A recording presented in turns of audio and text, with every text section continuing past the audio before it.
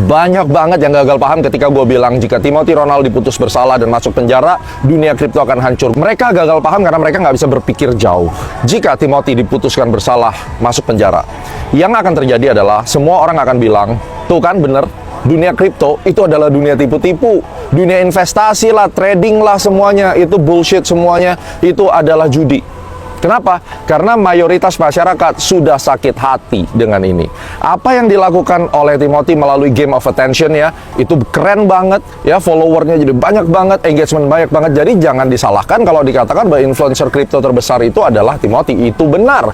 Oleh karena dia menjadi influencer dengan engagement follower terbesar based on data, maka damage yang dihasilkan juga besar ketika dia melakukan kesalahan.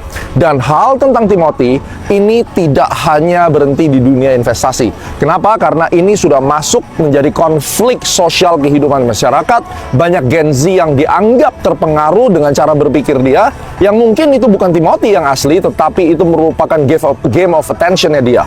Oke, jadi ini tidak hanya stop di ranah investasi. Nah, bagaimana jika Timothy akhirnya diputuskan tidak bersalah secara hukum? Well, ini juga akan menjadi kehancuran buat nama kripto. Orang akan bilang, gimana nggak bersalah nih aparat hukum Indonesia? Wah parah, udah ada ribuan orang yang merasa rugi, udah ada banyak orang yang merasa udah join member, tidak diurus dengan baik.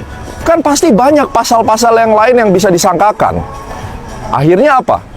Nama hukum di Indonesia jadi jelek, dan nama kripto dan investasi tetap menjadi jelek karena mereka akan bicara apa? Tuh kan, ya udahlah, percuma lah, udahlah, nggak usah urusan sama kripto lah, trading lah, saham dan seterusnya, karena semua sama saja, ada yang dirugikan tetapi tidak ada yang dipersalahkan untuk tanggung jawab, walaupun mungkin kesalahan ada di investor sendiri. Jadi dari sini kita tahu sama-sama, mau Timothy dianggap salah atau tidak, basically Gemma Guardi tidak peduli.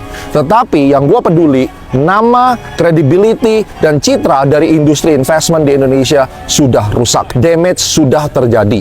Dan ini yang kalian harus mikir.